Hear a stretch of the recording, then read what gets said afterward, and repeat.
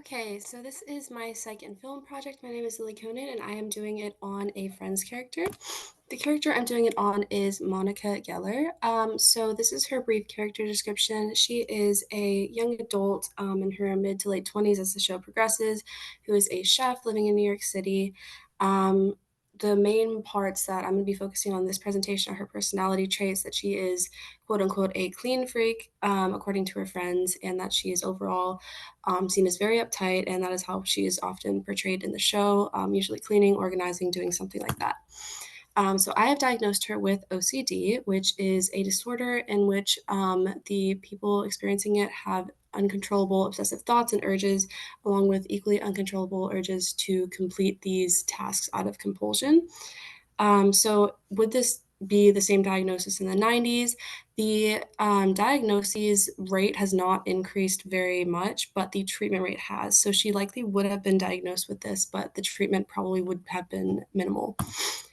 So cultural influences of OCD. So there are a lot of these, including age, physical stressors, relationships between the physician and patient, and overall like religion, things like that. So, depending on these things, the severity of the OCD symptoms can increase or decrease. So many different aspects of cultures affect whether or not it's reliable or the diagnosis even occurs in the first place. One of the most prominent ones is religion, because that's a big difference between cultures, obviously, and this is something that really affects people with OCD. As you can see, I put an example that Catholics are proven to be at a higher risk for OCD and a greater severity of symptoms. So for the first part of evidence, I have obsessive thought. So there's one episode in season one, episode 6, where her friends have been ragging on her for being a kook, as they said in the show. And she gets physically distressed as they list out ways in which that she is quote unquote a kook, because she does freak out over small things like condensation on a table and other things like that. And then she ends up leaving her shoes out overnight, which is something she doesn't normally do, and ends up keeping herself up all night, freaking out about it, and ends the episode by saying, "I need help." Of course, it is in a satirical way, but it's not like in this context. It is an obsessive thought. So another example are compulsions and control.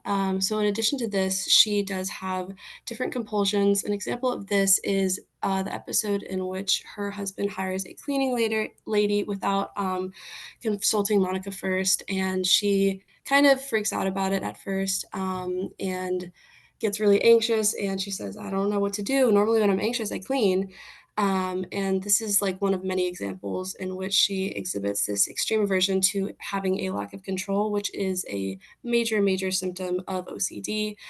Um, as you can see, I cited the National Institute of Mental Health, because OCD, like this symptom of loss of or lack of control, is something that increases anxiety and other symptoms of OCD. Okay, this is my third piece of evidence that shows that it is not an accurate symptom in the show. So this happened in the fifth episode of season 5, where Monica, takes time to organize, color code, alphabetically organize her husband's like job search, potential jobs, and things like that. And immediately, like the first job that she pulls out of that file folder, he decides that that's the one he wants. And so he says, "I'm sorry you spent all this time doing this." And she goes, "Are you insane? Like I got all this time with my label maker. Now I get to use my shredder." So this is one of many comments she makes on the show where she states that she does enjoy cleaning and these compulsions. So yeah, that is not an accurate symptom. These are uncontrollable urges to do different things, and it's not enjoyable for the person experiencing them. So this is some evidence supported by medicine, in that females are more prone to experiencing OCD, and there are different ranges of serious, mild to moderate severity of symptoms. The treatment plan that I would assign to Monica is therapy and medication, and getting obviously getting a psychiatric opinion to make sure that medication would be all right. And as for barriers and concerns regarding this treatment, there are no real ethical concerns besides the medication, because because it is an antidepressant, this is the type of medication assigned to OCD symptoms. It can have side effects, as well as the barriers for this diagnosis. Essentially, I'm just talking in this slide about the stigma around mental health, especially things like this back in the day. So open discussions didn't really exist about things like this. That probably would have made it more difficult to realize she needed a diagnosis in the first place. And these are the broader perspectives. So the reasoning is that it was not an accurate depiction of OCD, because it feeds into the misconception that OCD is only about cleanliness and being a clean freak. And this is a huge issue in the media about like an inaccurate portrayal of OCD. And that is just why I think that it is inaccurate. And these are my citations. Thank you so much.